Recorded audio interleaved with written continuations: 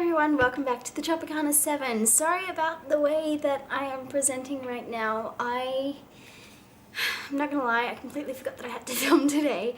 You heard it first from me. I completely forgot that I needed to film. This is how I look. But this week we're talking about something a little bit less fashion and makeup related, and it's childhood memories and how you think they affected you. The reason I made this topic is because a lot of times we'll have a memory and not take the time to notice that it's actually something that impacts the way you are today and the person that you are today. I kind of wanted to take a moment to reflect on things that I personally remember as a child and how they impact me. Sometimes it's a little bit of an obscure kind of impact, if you will. So for instance, one of the things that impacted me, I have a memory of when I was a kid and I had these two friends, Nina and Claudia, and we used to go to after school care together. And this one memory stays in my mind. And I thought they were really close friends. I thought we were all having a fun time. And then they were walking ahead, and I think Claudia whispered to Nina and they both ran off. And then I spent the rest of the afternoon until my parents picked me up, or my dad picked me up, standing at the food table with my arms crossed, just staring at it. And I know this is a very weird way to react, but obviously, I don't know if I've told you guys, but I have had depression since childhood, which is sadly common these days, and that was the best way that I could manage my emotions at that time. So I was maybe I would have been more like 10 or 11,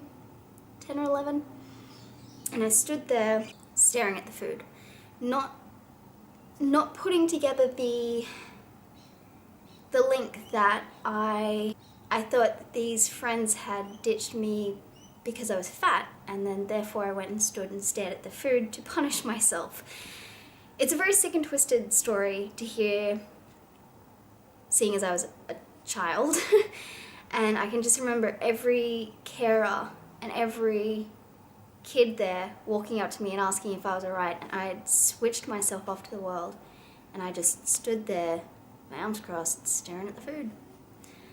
And I don't know if it was the way I reacted that caused me to, in later years, have difficulties with healthy eating patterns, or if this was an early precursor sign that I would later suffer with food problems.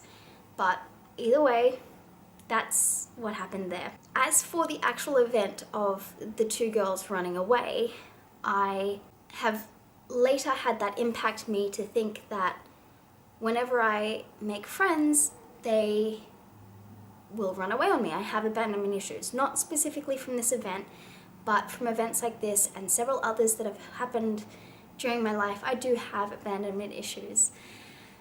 That's kind of tricky to admit.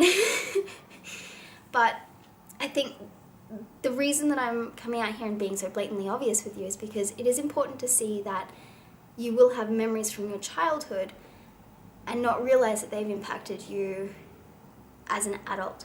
And so you'll go through life, let's say, wondering why social interactions can be specifically triggering, and it's not because that specific event is less than savory, it's just because you've had an event in your childhood that has gone sour and you've been left with what we call a schema, where your brain has taken the time to adapt to all the pieces of information it's given as a child, as an adolescent, growing into the world, and then it instantly puts the two together. So for me, I've got friends, no, they're only gonna run away from me.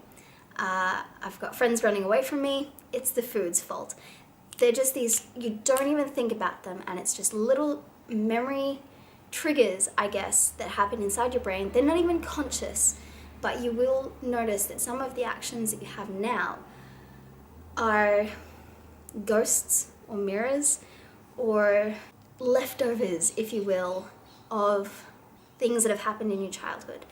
And I've got lots of them, more than I care to mention, where I've had an experience as a child and I've had that experience kind of repeat itself, and I've learnt that to be the truth.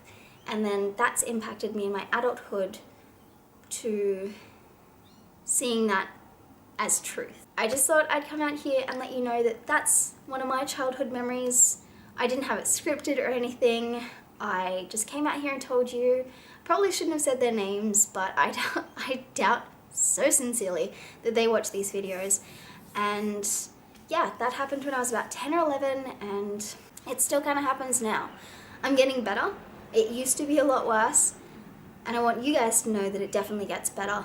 And if you have a strong faith in something happening, or a fear that something will happen, or a belief that, oh, it's because of this, and you can't put a link to it, think back to your childhood. And it is good to take time to meditate over things that you can remember from childhood, both good and bad, not if it's uncomfortable, and just sometimes you'll have an epiphany and be like, oh God, that's why. And it's still happening with me. So, yes, schemas, psychology, right? Yeah. I love you guys. I hope this helped you guys, and please wait for the rest of the week to share their childhood memories and how they've impacted them. Subscribe for more videos like this and a lot of other videos, and you guys will see me next week. So have a totally awesome week, okay? Okay.